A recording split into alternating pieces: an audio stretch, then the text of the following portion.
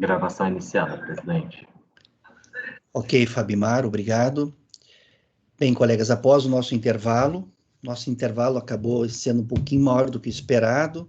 Nós tivemos um problema técnico com o sistema, mas já está tudo certo agora. Vamos, então, dar seguimento à nossa sessão de julgamento. E vamos iniciar essa segunda metade da sessão de julgamento do período da manhã, julgando um item em relação ao qual há pedidos de sustentação oral, que é o item 239 da pauta, do contribuinte Hugo Shaker. O Fabimar, que está dando suporte à nossa turma, já comunicou que a patrona está na sala de espera, aguardando para acompanhar o julgamento e fazer a sustentação oral. Então, colegas, vamos fazer agora, então, o julgamento do item 239. Eu vou pedir ao Fabimar que convoque, então, que solicite à patrona que compareça à nossa sala para acompanhar a leitura do relatório e fazer a sustentação oral. Pode fazer a convocação, Fabimar. Ok, presidente.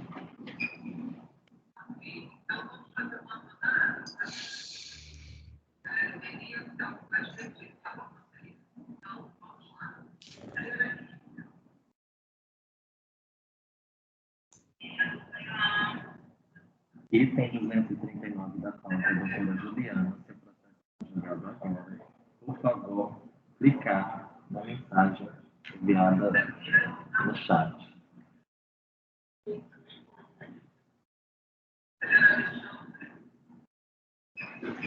Patrona convocada, presidente.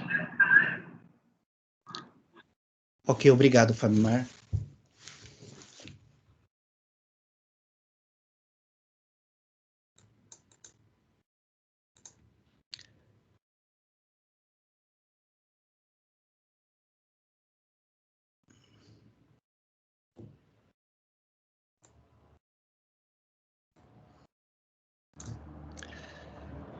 Olá, doutora Juliana. Bom dia novamente. Bom dia hoje, né? Ontem. Eu já falei bom dia ontem, bom dia hoje. Seja bem-vinda novamente à nossa sala de julgamento. Então, doutora, a gente tinha meio que... Foi uma combinação não muito definida, né? Se acontecesse da senhora não vir hoje, a gente ia fazer o julgamento dos dois amanhã. Mas como a senhora, então, compareceu à sala, então a gente achou melhor, então, já fazer o julgamento desse item de relatoria do conselheiro Gregório, que é o item 239, tá? E em relação ao item 170 da pauta, a relatora já apresentou o voto, a senhora fez sustentação oral, ele saiu com vista de mesa, tá? E a relatora vai concluir, então, a gente vai concluir o julgamento na sexta, daí se a senhora quiser, a senhora pode, então, acompanhar o julgamento daí na sexta-feira, tá bom? E a gente vai fazer o julgamento no período da manhã, tá bom? No período da manhã nós vamos ter dois itens em relação aos quais nós temos um conselheiro na turma que está impedido de julgar, então ele vai ser substituído por um suplente. Então, como nós vamos ter um suplente na turma, já para liberar o suplente, a gente vai julgar dois itens primeiro, no início da manhã, esses que tem essa questão envolvendo o suplente, e assim que fizermos o julgamento desses dois itens, a gente julga o item 170, finaliza o 170, né? Aí a senhora vai poder participar e acompanhar daí, tá bom? Agora vamos fazer o julgamento do item 239 da pauta.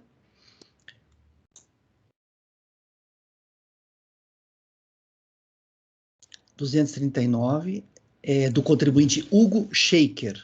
Hugo Shaker, item 239, de relatoria do conselheiro Gregório. Gregório, então pode iniciar a leitura do relatório, se possível um resumo, e na sequência lhe dou a palavra, tá, doutora, para a sustentação oral por 15 minutos. Gregório, pode iniciar a leitura, então. Bem, bom dia a todos.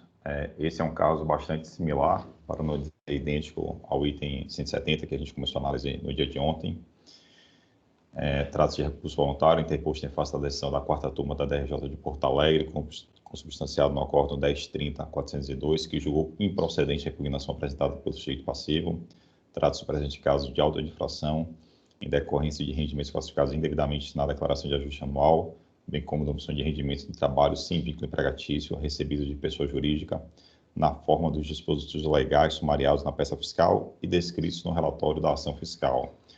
O contribuinte, em apertada síntese, ele vai defender que as bolsas concedidas pelas fundações de apoio são isentas da isenção do imposto de renda, mostrando dessa forma o correto procedimento ao declarar a bolsa de extensão como rendimento não tributável. A DRJ, como já dito, julgou improcedente a impugnação apresentada, cientificado, o contribuinte apresentou recurso voluntário reiterando os termos da impugnação. As folhas 482 e 483, o contribuinte atravessa a petição, informando fato que aniquila todo o crédito tributário e acarreta a sua imediata exclusão. Sentença judicial transitada julgado, declarando a isenção do imposto de renda em relação às bolsas de extensão recebidas pelo autor. As folhas 517, o contribuinte apresenta nova petição, informando o trânsito em julgado da ação declaratória, informando que na referida ação restou reconhecida a isenção do imposto de renda relativo aos valores percebidos pelo recorrente a título de bolsa de extensão. Na sessão de julgamento realizada em novembro de 2019, então esse é um caso que já passou aqui pela nossa turma, este colegiado converteu o julgamento do presente processo em diligência para que a PGFN confirme se houve o trânsito em julgado em relação à ação declaratória em questão e informe se há concomitância com as matérias tratadas no presente processo. As folhas 531, a PGFN peticiona destacando que caberia a intimação do autor do pedido para constar as provas e que a Igreja Turma julga necessárias ou então julgar improvido recurso voluntário. É o relatório, presidente. Ok, Gregório. Doutora Juliana, então pode fazer a sua sustentação oral, 15 minutos de prazo. Pode começar. Olá, bom dia a todos novamente. Eu vou ser bem breve, de fato é um caso idêntico ao de ontem, que analisaremos amanhã novamente. O contribuinte ele ajuizou uma ação declaratória que transitou em julgado dia 4 de julho de 2016 e reconheceu a isenção com relação ao imposto de renda sobre as bolsas percebidas pela Fundação Médica do Rio Grande do Sul. Foi uma ação ajuizada pelo próprio médico, né, pelo contribuinte, hora recorrente, contra a União, e essa mesma relação jurídico-tributária está sendo discutida agora aqui, nos presentes autos. Tendo em vista, então, a superveniência de uma decisão judicial transitada em julgado, discutindo a mesma relação jurídico-tributária que reconheceu a inexistência dessa relação, né, ou seja, a isenção do imposto de renda, se verifica que aqui, no processo administrativo, em que pese haja uma evidente concomitância, né, entre a ação judicial e o processo administrativo, vê-se que é de observância obrigatória da administração tributária e da administração pública a observância do que foi decidido lá no processo judicial. E é isso, então, que requer o recorrente, de forma bem breve mesmo. Agradeço a atenção de todos. Ok, doutora. Gregório, então pode fazer a leitura do seu voto. O recurso voluntário é tempestivo, entretanto não deve ser conhecido pelas razões abaixo detalhadas.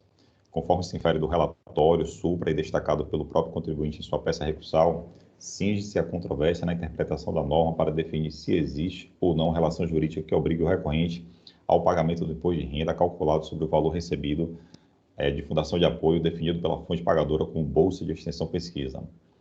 Entretanto, antes de qualquer exame de mérito, impõe-se verificar a alegação do contribuinte, deduzida em petição apresentada após o protocolo do recurso voluntário, no sentido de que obteve provimento judicial isentando o imposto de renda discutido nos presentes autos.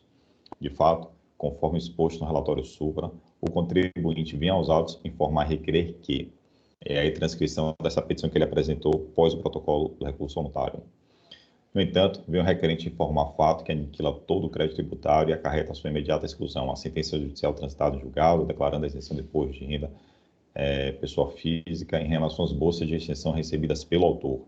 Em adição, ressalta-se que o mesmo fato ocorreu no processo administrativo número aí citado, em que o contribuinte autuado, um outro contribuinte, também era bolsista da fundação e que, após ter o direito à isenção do imposto de renda reconhecido judicialmente, teve seu crédito tributário extinto.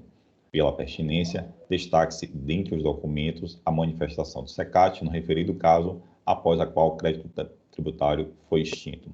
E aí, tela da manifestação da SECAT, naquele outro processo do outro contribuinte, mas tratando da mesma matéria.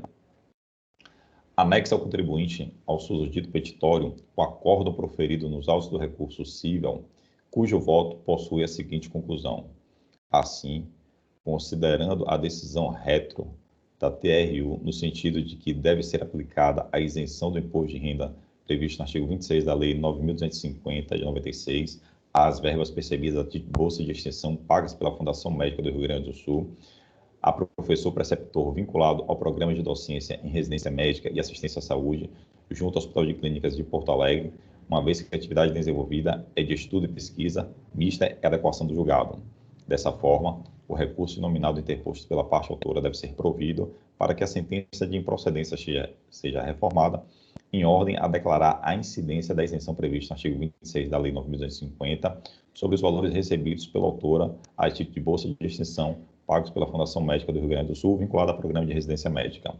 Como se vê, as questões tratadas no processo administrativo e judicial estão intrinsecamente interligadas, na medida em que a decisão proferida na esfera judicial necessariamente espraiará seus efeitos a este processo administrativo fiscal.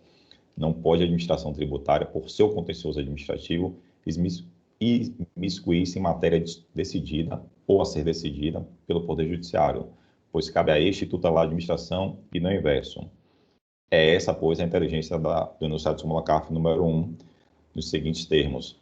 Importa renúncia à instância administrativa, à propositura pelo sujeito passivo de ação judicial por qualquer modalidade processual, antes ou depois do lançamento de ofício, com o mesmo objeto do processo administrativo, sendo cabível apenas a apreciação pelo órgão de julgamento administrativo de matéria distinta da constante do processo judicial.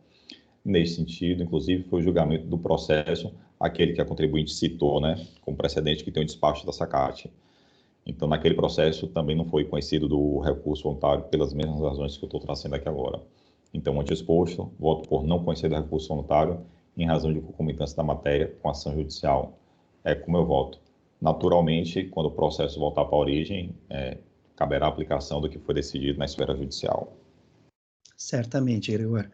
Então tá, colegas, o conselheiro relator está, então, votando no sentido de não conhecer do recurso voluntário, em razão de propositura pelo sujeito passivo de ação judicial com o mesmo objeto desse processo.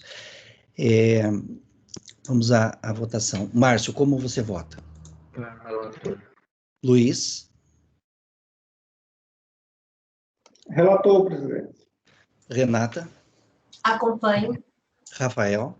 Relator, presidente. Francisco? Eu também acompanho. Ana? Relator. Eu também acompanho o relator. Então, colegas, para o item 239 da pauta, do contribuinte Hugo Schenker, item 239, ficará assim o resultado. Acordam os membros do colegiado, por unanimidade de votos, em não conhecer do recurso voluntário, por renúncia à instância administrativa, em razão de propositura pelo sujeito passivo, de ação judicial com o mesmo objeto processo administrativo. E estou registrando também o seguinte, fez sustentação oral a patrona do contribuinte, doutora Juliana Mincarone Sanguinetti, OAB número tal. Ok, doutora? Ok, muito obrigada. Bom dia de trabalho a todos. Ok, doutora, para a senhora também. Um abraço. Tchau, tchau. Tchau, tchau.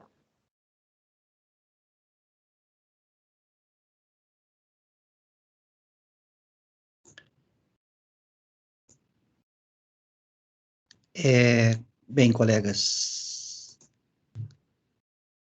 item 239 julgado, nós fizemos, na primeira metade da nossa julgamento, a finalização de itens que haviam saído com vista de mesa.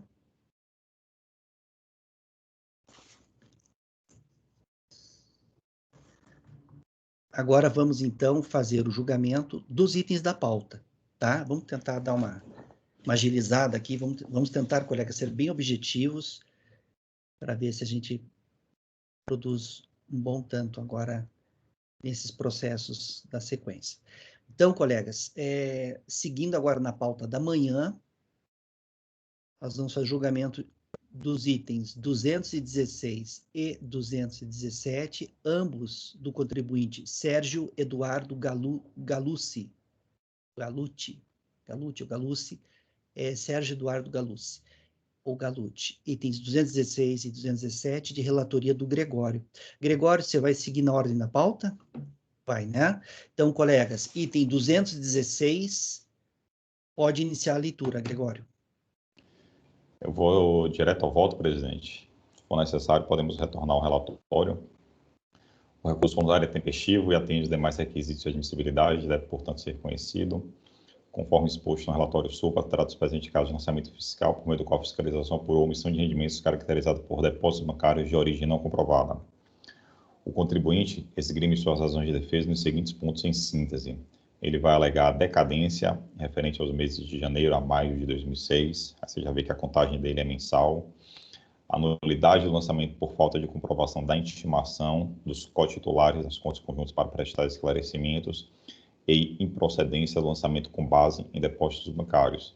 Então, de plano, já destaco que, em relação ao mérito, que é a comprovação da origem, não houve argumento de defesa deduzido pelo contribuinte. Passando, então, à análise dos pontos suscitados na peça recursal, em relação à decadência, eu trago aí, destaco que o fato gerador do imposto de renda é complexivo, vez que compreende a disponibilidade econômico-jurídica adquirida pelo contribuinte em determinado ciclo, que se inicia no dia 1º de janeiro e se fina no dia 31 de dezembro de cada ano calendário.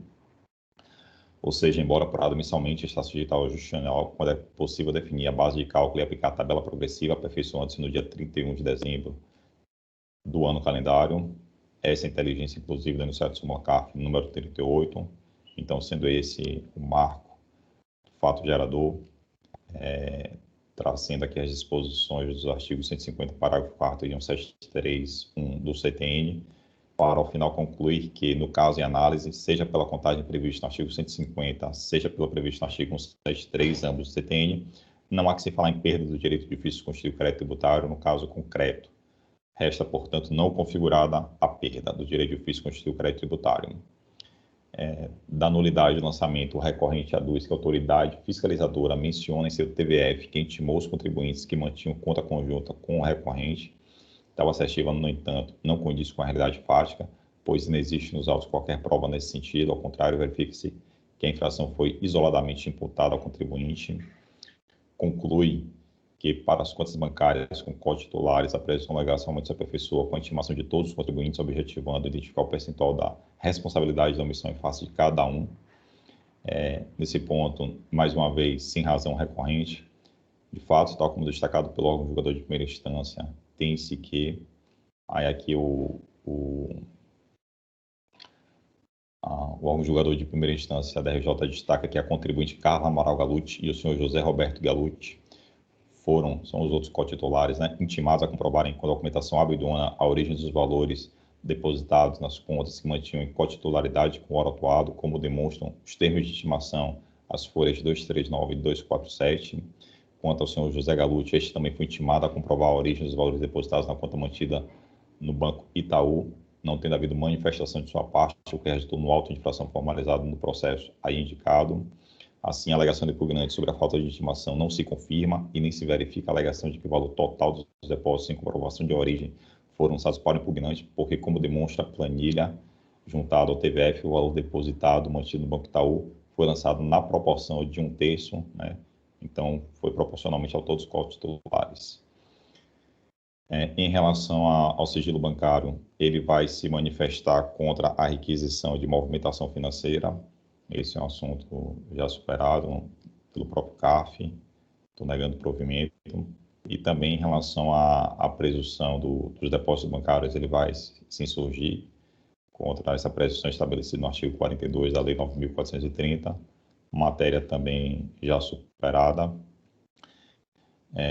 E no final eu concluo que, no caso de análise, o contribuinte não logrou êxito em comprovar com documentação idônea a origem dos recursos detectados em suas contas. Não fez nem mesmo por amostragem. Neste aspecto, impõe-se a manutenção do lançamento na forma como realizado. Ante o exposto, eu voto por negar provimento ao recurso voluntário. É como eu voto, presidente. Ok, Gregório. Colegas, em relação ao item 216 da pauta, o conselheiro relator está votando no sentido de negar provimento ao recurso voluntário. Alguém gostaria de comentar o voto do relator ou o processo? Não? Márcio, como você vota? Relator. Luiz? Relator. Renata? Acompanho o relator. Rafael? Relator, presidente. Francisco? Também acompanho. Ana? Relator. Eu também acompanho. Então, para o item 216 da pauta, do contribuinte Sérgio Eduardo Galucci, ou Galucci, ficará assim o resultado.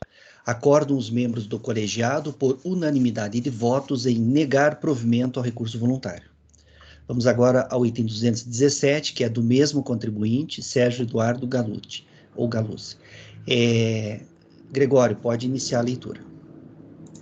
Presidente, esse caso aqui é idêntico ao anterior, a única diferença é o ano calendário fiscalizado, aqui é 2005, o processo que a gente acabou de julgar era um ano calendário 2006, mas as razões de defesa do contribuinte são idênticas, ele vai alegar no recurso a decadência também, vai alegar também a nulidade de lançamento por falta de comprovação da estimação dos cotitulares, e vai alegar também procedência de lançamento com base em depósitos bancários. Então, da mesma forma, eu estou negando provimento ao recurso voluntário.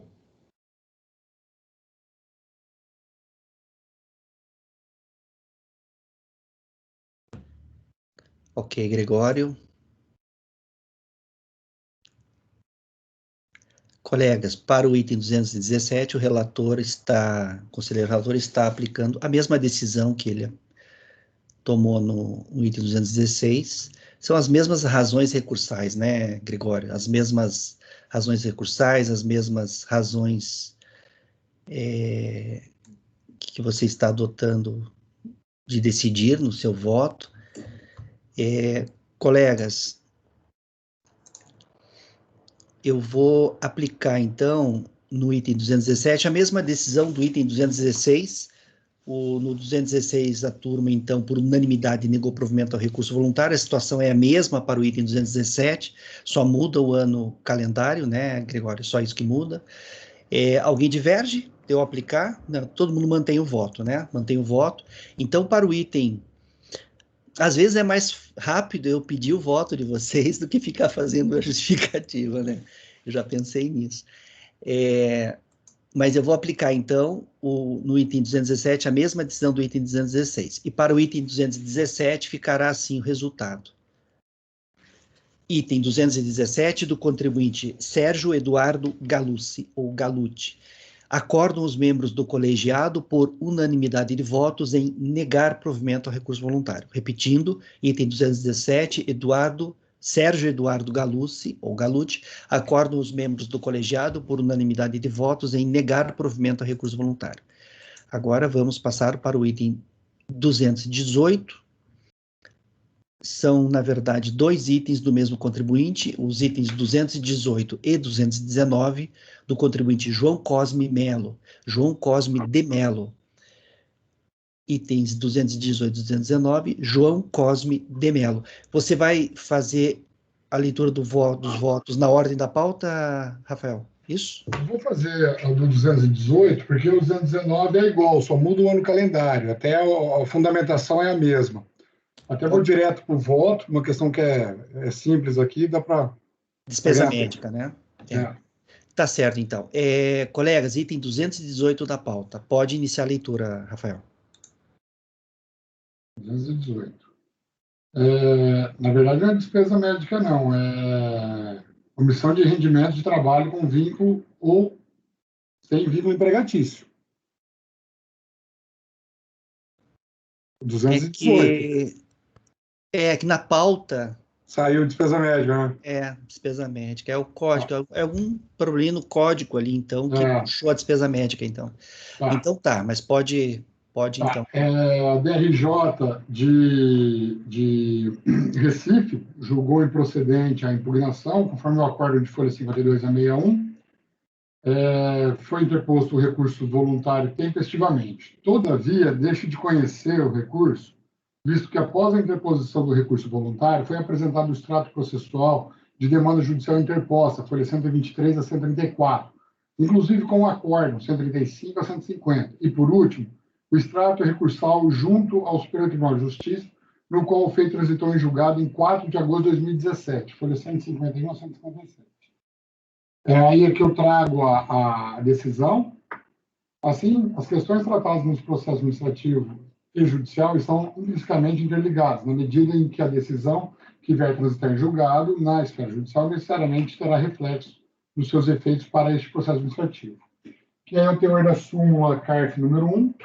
Então, o disposto voto por não conhecer o recurso voluntário em razão da concomitância da matéria com a ação judicial. É como eu voto.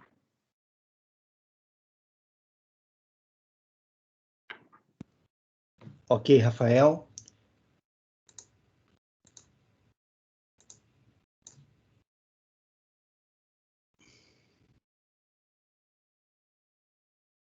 Colegas, em relação ao item 218 da pauta, o conselheiro relator não está conhecendo do recurso voluntário por renúncia na instância administrativa em razão de propositura de ação judicial. Alguém gostaria de comentar o voto do relator ou o processo?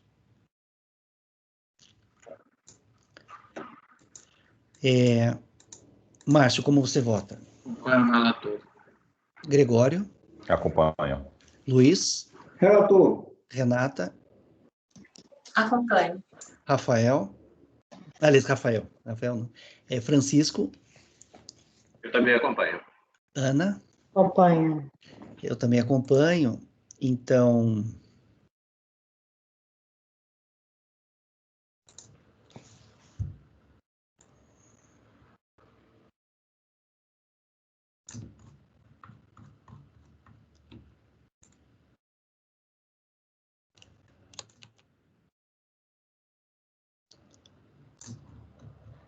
para o item 218 da pauta, do contribuinte João Cosme de Mello, ficará assim o resultado. Item 218, João Cosme de Mello.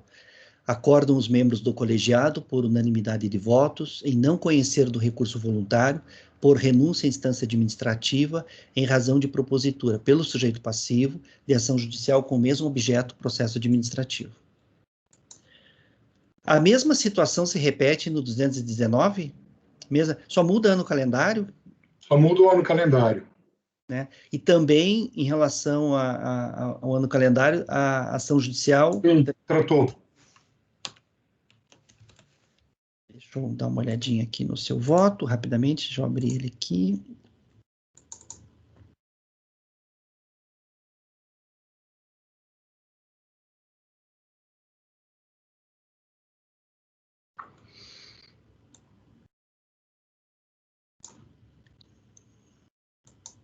Ok. Colegas, a mesma decisão para o item 219, não conhecimento por concomitância. Eu vou replicar, então, a mesma decisão que nós proferimos no item 18 para o item 219. Alguém discorda? Não, né? Todo mundo mantém o seu voto, né? Só mudou no calendário. Então, para o item 219 da pauta, do contribuinte João Cosme de Mello, ficará assim a decisão. Acordam os membros do colegiado, por unanimidade de votos, em não conhecer do recurso voluntário, por renúncia à instância administrativa, em razão de propositura pelo sujeito passivo de ação judicial com o mesmo objeto, processo administrativo.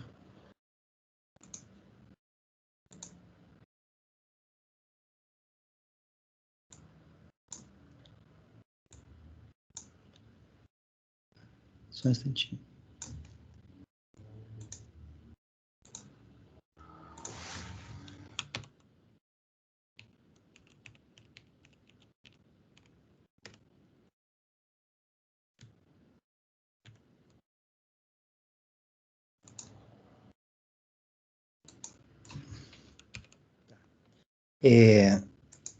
Vamos ao próximo.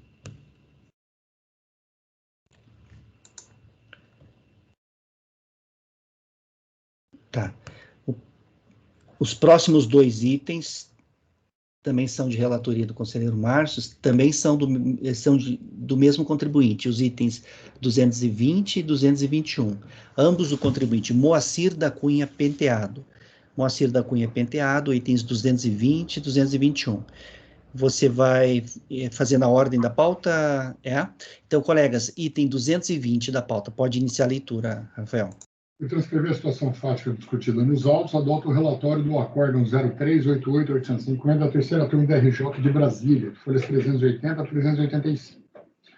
contra o contribuinte assim identificado, foi lavrada por auditor fiscal da Receita Federal, da Delegacia da Receita Federal de Campinas, notificação de lançamento que apura imposto suplementar no valor de R$ 74.780,06 a ser acrescido da multa de ofício de 20% e juros de multa. O lançamento teve origem na constatação da seguinte infração: compensação indevida de imposto de renda retido na fonte, no valor de R$ 74.780,06, por falta de comprovação da retenção.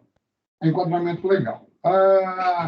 Por unanimidade, julgou procedente o lançamento conforme dispositivo. Intimado em 17 de fevereiro de 2020, a R de folha 391, o contribuinte depois recurso voluntário, folhas 394 a 411, no qual protestou pela reforma da decisão, sem contrarrazões ao relator. O recurso voluntário tempestivo dele toma conhecimento. Aqui, nesse processo e no processo seguinte, que é do mesmo contribuinte, até foi destacado no próprio acordo RJ que a própria defesa reconhece que o imposto de renda retido na fonte sobre seus rendimentos ainda não foi pago, de maneira que não há como restabelecer a compensação pleiteada. O que acontece? Só que existe uma ação, foi informado que existe uma demanda judicial contra a pessoa jurídica responsável pela retenção e o pagamento, só que não tive como confirmar essa ação judicial. Então, eu estou propondo uma diligência aqui neste caso, para que, promover o julgamento de diligência, para que os autos retornem à Secretaria da Receita Federal do Brasil de origem para apuração da execução ou cobrança judicial do crédito aqui lançado. Porque senão vai dar duplicidade, né? Cobrança em dobro. Então, eu estou propondo a conversão do julgamento em diligência aqui. Nesse e no 221.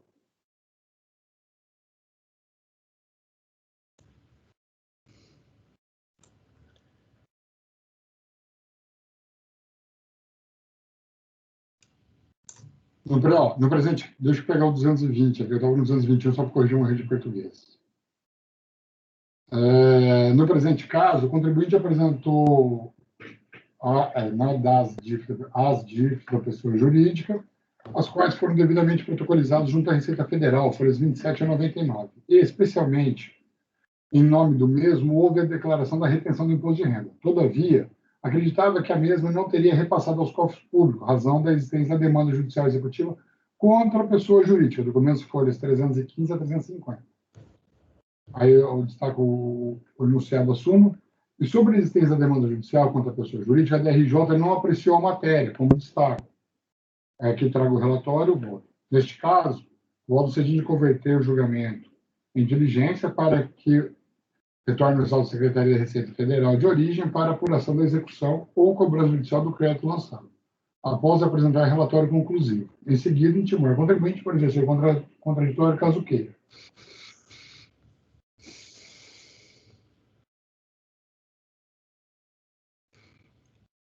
Tá.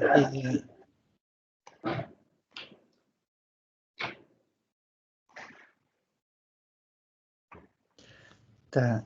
Só faz de novo um resuminho para mim. A diligência é para que a unidade de origem confirme se há execução desse crédito lançado contra a pessoa jurídica. Desse crédito que foi lançado na pessoa física. Na pessoa física. Contra a pessoa física, na pessoa jurídica. Está sendo cobrada a retenção lá na pessoa jurídica. Está cobrando a retenção na pessoa jurídica, exato. Pelo que o recorrente aduz aqui, né? E documento que ele apresenta. Só que Na verdade, Fala, Chico, perdão. Na verdade, aqui essa ação judicial não é questão de concomitância, é para se ficar comprovado que a empresa foi condenada a recolher a contribuição retida. Isso. Aqui é imposto de renda. Ele é sócio da empresa? Agora eu vou ter que ver nos autos certinho. Por que tem que confirmar isso? Tá no relatório que é. Esse é o motivo, né? O contribuinte tem que comprovar que houve efetivamente o recolhimento da retenção, e aí ele alega que está sendo cobrado judicialmente, está sendo cobrado lá contra a pessoa jurídica na esfera judicial.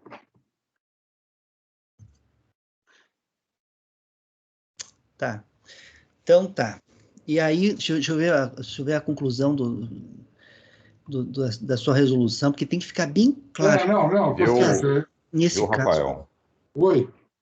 Eu estou lendo aqui seu voto, e aí você transcreve aqui uma parte do relatório da Corna da RJ, que por sua vez faz aqui trechos da impugnação, né?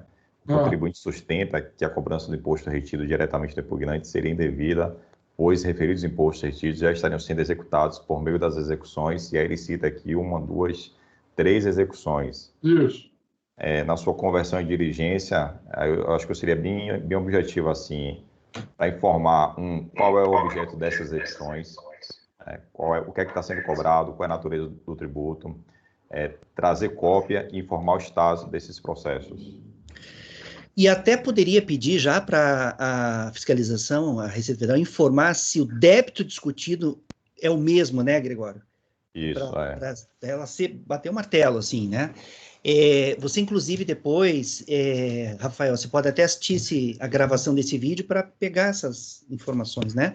Porque tem que ser é como o Gregório falou. Bem específico, bem específico.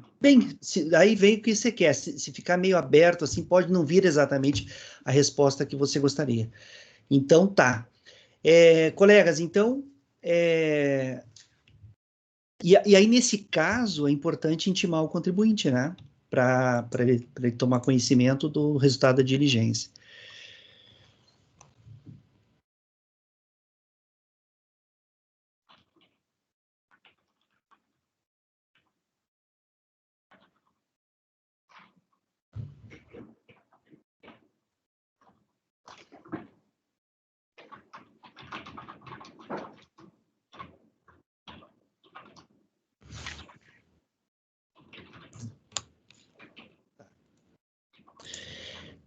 Colegas,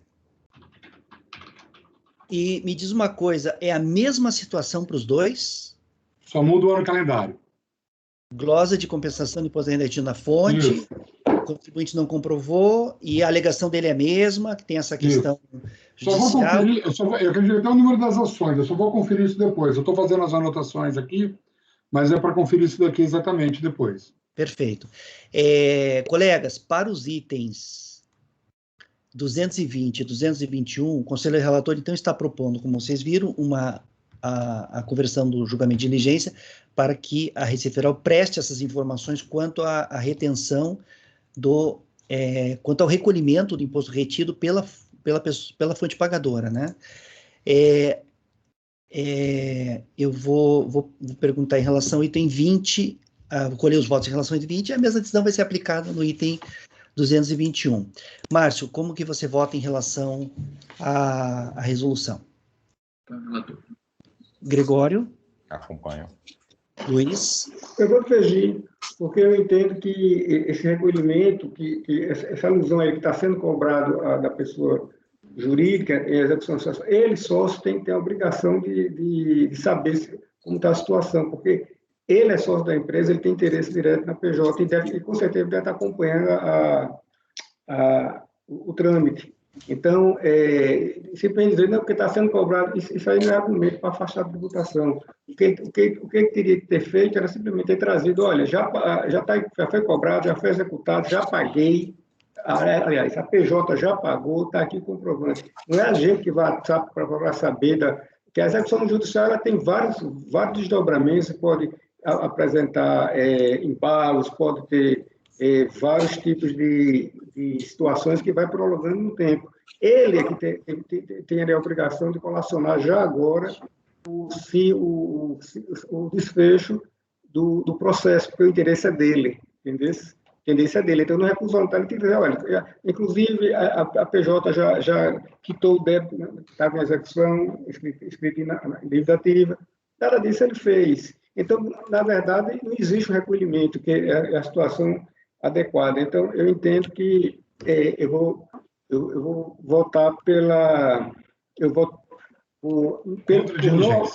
não diligência, eu acho descabida a diligência, eu entendo que é necessária, e já vou até adiantando, como não tem nos autos comprovando o recolhimento, eu eu voto por negar provimento do recurso, presidente.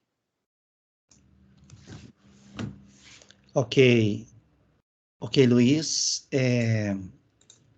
Luiz, então, diverge do relator e rejeita a conversão de julgamento de diligência. Renata, como você vota? Acompanho o relator. Francisco? Eu também acompanho o relator. Ana? Relator. Eu também vou acompanhar o relator nesse caso.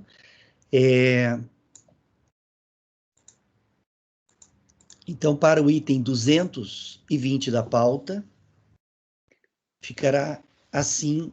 Colegas, é a mesma decisão para o item 220 e 221. Então, eu vou ler uma vez, vai valer para os dois processos, tá?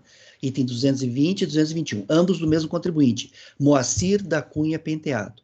Então, para os itens 221 e 222, ficará assim resultado. Resolve os membros do colegiado, por maioria de votos, converter o julgamento em diligência para que a unidade de origem da Secretaria Especial da Receita Federal do Brasil preste as informações solicitadas nos termos do voto que segue na resolução, consolidando o resultado da diligência de forma conclusiva em informação fiscal que deverá ser cientificada ao contribuinte, para que, a seu critério, apresente manifestação em 30 dias, vencido o conselheiro Luiz, que rejeitou a conversão do julgamento em diligência. Tá?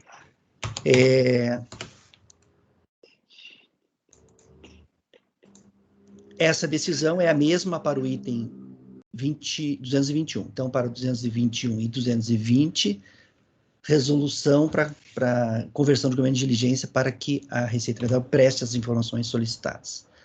Consciência ao contribuinte. Agora, colegas, vamos para o item 222 da pauta. Ele é de minha relatoria.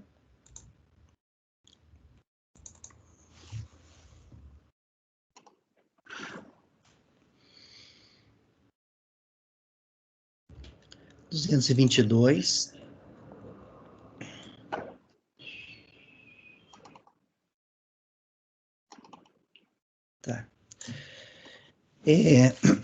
O item 222 é do contribuinte João Tadeu de Almeida Gotardello. João Tadeu de Almeida Gotardello, item 222. Item 222. Vamos lá. Um resumo do relatório, trata o processo de imposto de renda à pessoa física, tendo sido apurado omissão de rendimentos do trabalho sem vínculo empregatícios recebidos de pessoas físicas, omissão de rendimentos caracterizados por depósitos bancários com origem não comprovada e falta de recolhimento de imposto de renda retido na fonte devido a Carnê-Leão, a título de Carnê-Leão.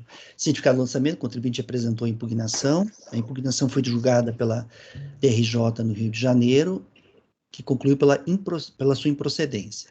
O contribuinte foi cientificado da decisão de primeira instância e interpôs recurso voluntário. Eu vou tratar das alegações recursais no voto, então agora eu vou para o voto. Esse é o relatório. Voto do conhecimento. O recurso é tempestivo e atende aos demais requisitos. Da omissão de rendimentos. Como visto o relatório acima, a fiscalização por omissão de rendimentos do trabalho sem vínculo empregatício recebidos de pessoa física e omissão de rendimentos caracterizados por depósito bancário com origem não comprovada.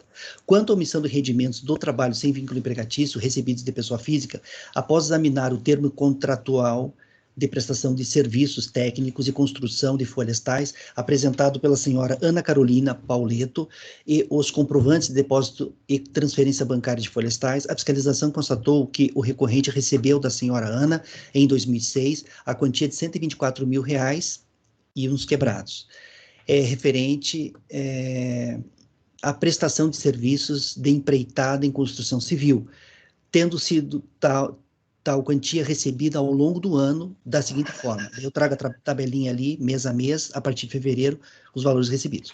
Todavia, em que pese o termo contratual prever o fornecimento de material e mão de obra, o recorrente deveria ter comprovado o fornecimento desses insumos para que